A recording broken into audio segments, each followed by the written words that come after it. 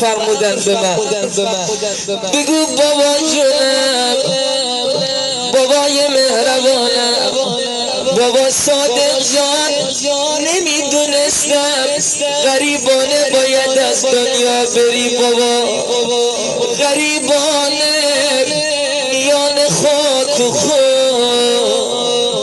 آیه عجل، آیه عجل، من نمیدونم مهلت دادی با عزیزانش فدا کنه یا نه.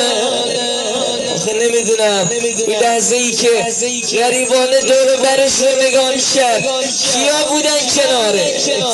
ای وای ای وای ای وای، هر پدر و مادر اینطوری مردم میگه از جان خودش میگذره بر اولاده. یگان دختر داغ دیده همراه بابا بودی دو لحظه های آخر، یقینا صدا میزد خدایا جان منو بگیر، اما دخترم رو به تو می سپارم.